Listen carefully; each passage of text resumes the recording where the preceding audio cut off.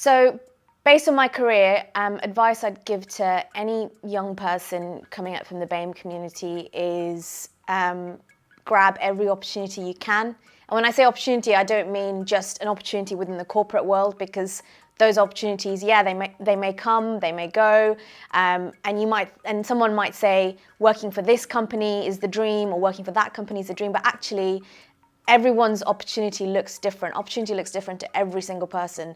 And when I say grab every opportunity, I mean, like, if you know how to vlog, start a vlog, go on YouTube, do your thing. You know, if you're good at social media, Instagram, Facebook, you don't need corporate support and backing for that. You can just go out, do your thing, create your own content and make the magic yourself. You know, I think for me now, when I was just starting out, Instagram and Facebook, they were there, but they weren't things. You know, Snapchat wasn't a thing, Instagram wasn't a thing. So I think for me personally, this industry is changing fast, and I think it's for the better for young people, because if you can go into a job opportunity and say, hey, I have my own vlog, or I have my own thoughts on how social media can be run, or something like that, I think, yeah, do it, you know, and do it because you enjoy doing it, and opportunity will come from that. It doesn't necessarily mean that you have to go work for a big company. At the same time, if something comes up in that company that you want to work for and it's not your dream job, take it, because there will always be something you can learn from it. There will always be something that you can take away.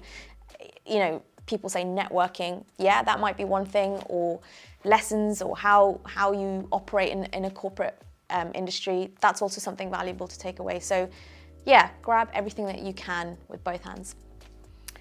So I think failure is more important to someone's life than success, mainly because I think anyone can handle success. Well, when I say handle, I mean anyone can accept success. But I think failure is really hard to accept, really hard to deal with. And I think if you can deal with failure, get yourself back up again and keep going, that speaks volumes of your character. And I think someone who can do that and keep doing it relentlessly, for me, in my books, has more of my respect than somebody who can handle relentless success, because I think success is easy to handle. It comes and it goes. But failure, I think, is one of those things that if you really care about something, or you'll put your time and energy and sweat, blood and tears, and you don't get the outcome you want, and you're still able to keep going, I think that is huge. So yes, I think failure is definitely important in life, and I think everyone should experience it, and I think everyone does experience it in different levels and different forms. My favourite failure is, I've got many, but I think for me personally, straight out of uni, I did a master's in broadcast journalism, and when you're at uni and you're studying, the world is a bubble, and you think when you leave uni, the world is still going to be this bubble, and things are just going to happen when you think they're going to happen. And I was one of those people that had a timeline. I was like, you know, 5-year plan, this is going to happen, and obviously none of that happened. So for me, navigating those first few years out of uni, learning that sometimes you do whatever job comes your way, you take it, you get the best from it. It might not be your dream job, it might not be something that you're passionate about, but I think for me, those few years post-university taught me that every experience is valuable. It might not be your dream experience that you thought it was going to be. It might not even be a nice thing. It might not even be a nice, positive place, but there's still value in it, because the next place you move on to, you'll be like, well, I won't do it like that, or I won't treat that person or that instance or situation like that. And so I think everything has value in it.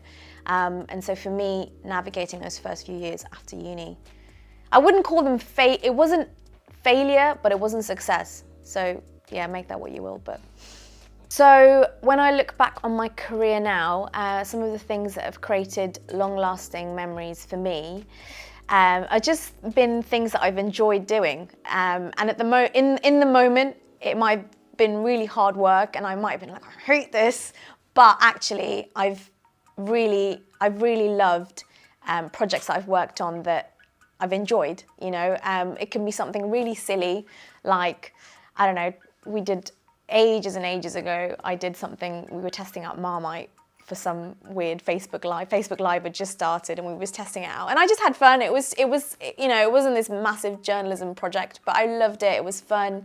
But equally, I've loved being able to interview people from different walks of life. I had the opportunity to go to Uganda and meet like young girls who've been married at the age of 14, child brides, and find out their experiences. And those kind of things, it's just incredible that those people would allow me to come into their lives and tell me their life story. And I think those sort of projects, just doing something that I've enjoyed working on, you know, working on mental health. We did a project called Young Minds Matter with the Duchess of Cambridge. And, you know, those kind of projects that have long-lasting impact and that you enjoy doing, I think is a real bonus. I think one of the lessons I've learned from my career is to always listen.